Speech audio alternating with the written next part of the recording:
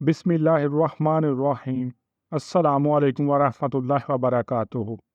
جو شخص جمعہ کے دن ایک مرتبہ یہ سورت پڑھتا ہے، خدا اور فرشتے اس شخص پر درود و سلام بھیجتے ہیں۔ ناظرین، جمعہ کے دن کی فضیلت یہ ہے کہ یہ دن ہفتے کے سارے دنوں کا سردار ہے۔ ایک حدیث میں ہے کہ سب سے بہتر دن جس پر آفتاب طلوع ہوتا ہے جمعہ کا دن ہے۔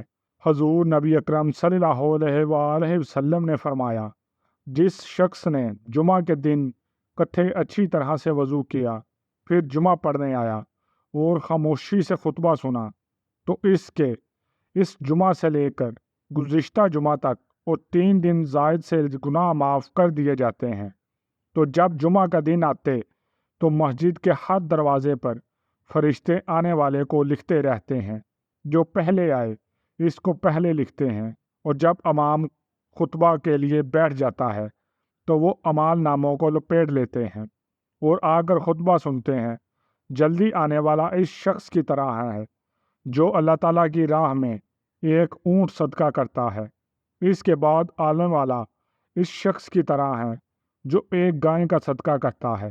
اس کے بعد اس شخص کی مثل ہے جو مینڈا صدقہ کرے۔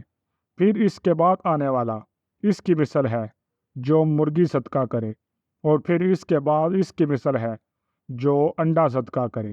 نبی اکرم صلی اللہ علیہ وآلہ وسلم نے فرمایا کہ جو شخص سورہ آل عمران کو جمعہ کے دن پڑھے تو اس دن سورج غروب ہونے تک خدا اور فرشتے اس شخص پر درود و سلام بھیجتے ہیں۔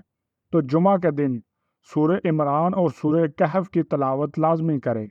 اگر آپ کو ویڈیو اچھی لگی، اسے آپ نے لائک کرنا ہے، شیئر کرنا ہے اور چینل سبسکرائب کرنا ہے۔ جزاک اللہ۔